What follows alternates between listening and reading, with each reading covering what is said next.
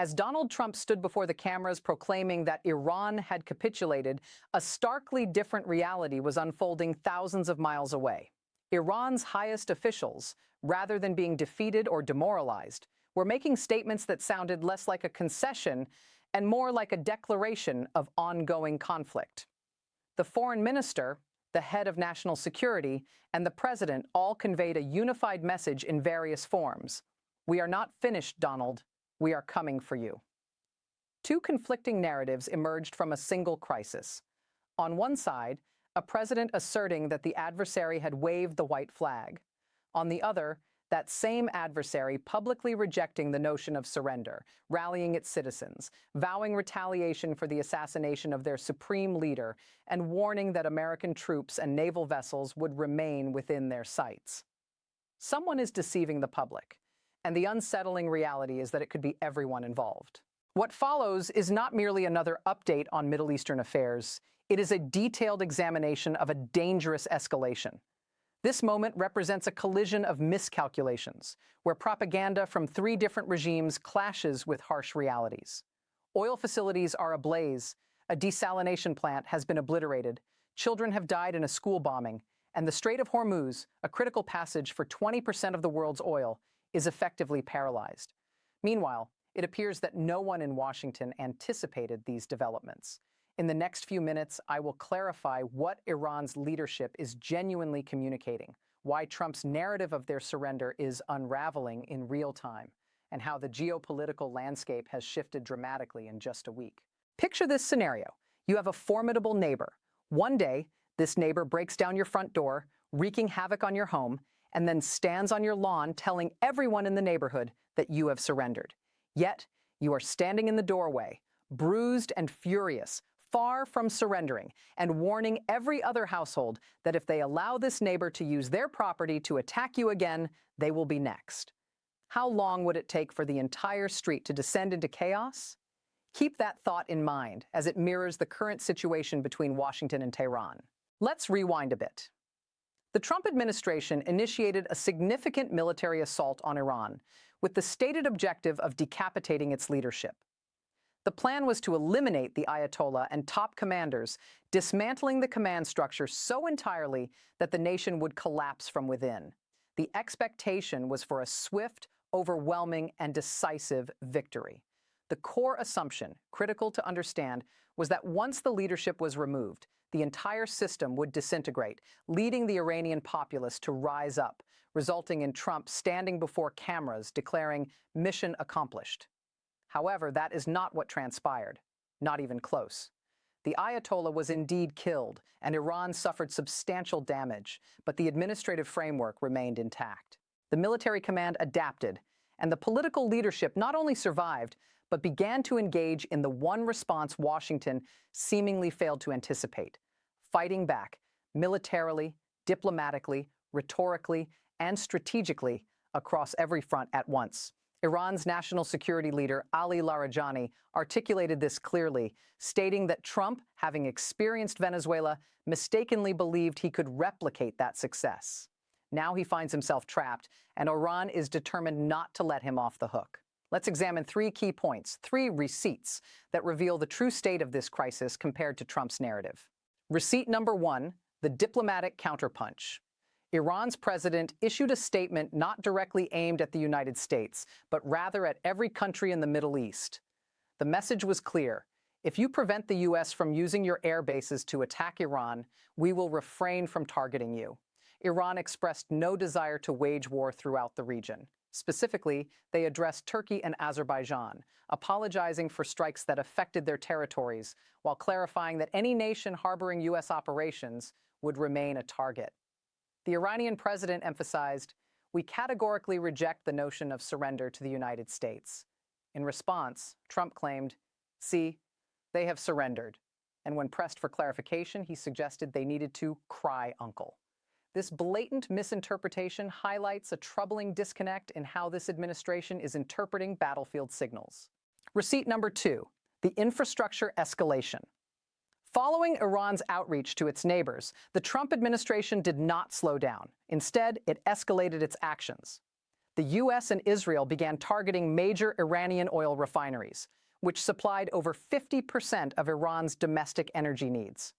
Footage from the Shahan oil depot depicted a catastrophic inferno reminiscent of a disaster film, with oil spilling into the sewage system, creating a literal burning river through the city.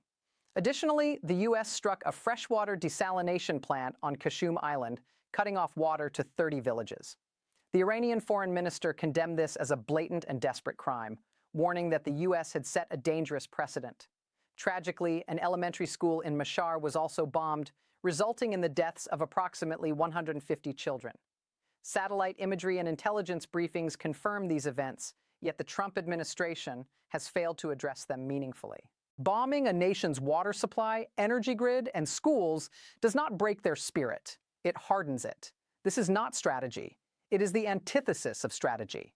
Receipt number 3, the Strait of Hormuz crisis.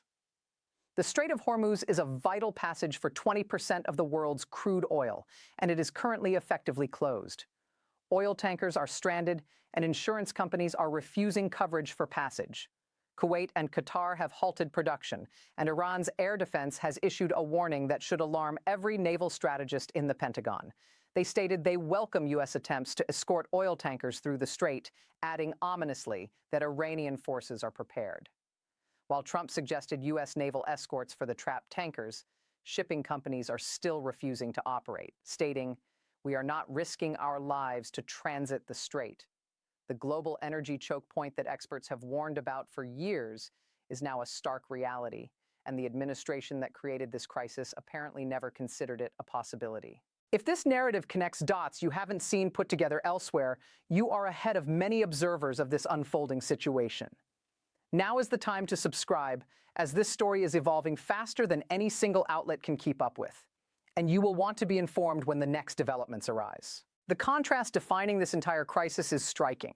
The Trump administration approached Iran as it does everything else, with maximum force, maximum volume, and minimal planning, aiming to decapitate the leadership, declare victory on camera, and move on to the next news cycle.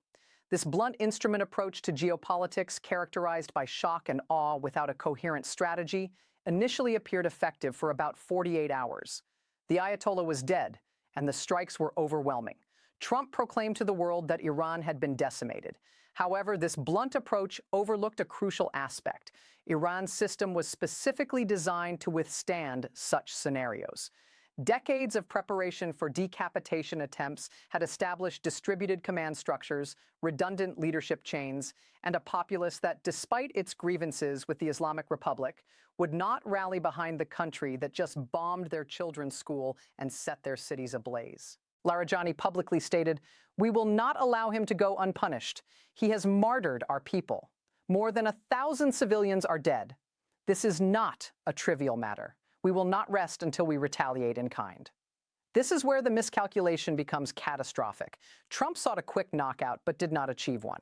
Iran needed time and international sympathy, and they are obtaining both. Each bombed water facility, each burning refinery, and each image of dead children is generating the opposite of what Washington intended. It is fostering unprecedented unity within Iran. Even those Iranians who previously protested against the Ayatollah, desiring reform and a different political system, are now rallying behind their country against Trump and Netanyahu. The blunt instrument did not shatter Iran's resolve. It forged it into something stronger. Meanwhile, the individuals orchestrating this disaster remain astonishingly ill-suited for their roles. Steve Witko and Jared Kushner were somehow tasked with high-level negotiations leading up to this conflict. These are the architects of a situation that is eroding American standing and resources. So what does this mean for you? If you drive a vehicle, expect significant increases in fuel prices. Crude oil prices are surging.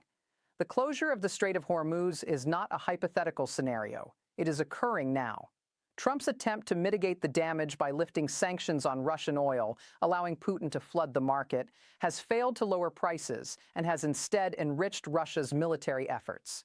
As costs continue to rise, that revenue is being funneled directly into weapons used against Ukraine, the same Ukraine that the United States is now asking for assistance in countering Iranian drones and missiles. The contradictions are glaring. If you value regional stability, the entire Middle East is fracturing. The Iraqi parliament has chanted "Death to America" on the floor. The Emir of Qatar warned Trump that the escalation would have severe repercussions for international security. Cities like Dubai and Doha, which spent years cultivating reputations as safe havens for global investment, are witnessing that reputation crumble as Iranian strikes land nearby. Every Gulf state that invested in Trump, every deal and financial arrangement, is now rendered worthless. Trump has done to them what he has done to every business partner, investor, and creditor throughout his career. He took their money and left them with the wreckage. Once these nations adjust their security strategies around new partners and assumptions, they will not revert back simply because tensions ease. Trust follows new paths, and it does not return home. Let me outline 3 potential scenarios for the future. Scenario 1, managed de-escalation. Back-channel diplomacy leads to a face-saving arrangement. Iran agrees to cease attacks on Gulf neighbors, while the U.S. quietly reduces strikes on civilian infrastructure.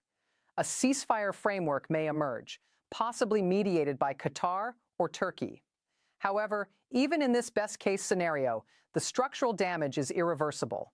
The Strait of Hormuz has demonstrated its vulnerability, and Gulf states realize they cannot rely on Washington. Supply chains are already being rerouted, and the old systems will not simply reassemble because hostilities cease. Scenario 2, regional realignment. Other Middle Eastern and Global South nations begin establishing security and economic arrangements that explicitly hedge against the United States. Iran's diplomatic outreach to its neighbors gains traction, and countries that once hosted U.S. bases quietly restrict access. A new regional security framework begins to form, one where Washington remains influential but is no longer the unquestioned center. The monopoly on influence fractures into something multipolar, chaotic, and irreversible. Scenario 3, full escalation. This is the scenario that no one wants to openly acknowledge. Iran fulfills Larijani's promise and retaliates for the Ayatollah's assassination, which could involve strikes against American leadership, assets, or even American soil. The U.S. responds with even greater force, and the Strait of Hormuz shifts from restricted access to full militarization. Oil prices could soar to $200 per barrel, triggering a global recession. Sectarian conflicts across Iraq, Lebanon, Syria, and Yemen, previously held together by fragile threads, could ignite simultaneously. A war that was intended to be swift and decisive risks becoming the quagmire that 18 U.S. intelligence agencies have already predicted. Iran's foreign minister underscored this point, noting that Trump's own National Intelligence Council concluded that war in Iran is destined to fail. He also indicated that he warned Trump's envoys that military action would not enhance the bargaining position. Were those warnings communicated? The relationship between the United States and the Middle East will never return to its previous state after this. Even if Trump were to leave office tomorrow, the lesson has been learned by every government observing this situation. Never place your entire strategic future in the hands of one unpredictable actor. Once alternatives are established, once trust is obliterated, and once the images of burning schools and rivers of fire are etched into a nation's memory, returning to the old normal is impossible. That normal has long since departed.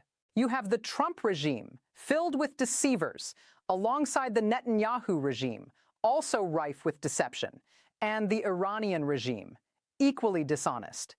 3 brutal power structures, each accountable for immense suffering, are spinning out of control. America once guided the international community through crises like this, however flawed its methods.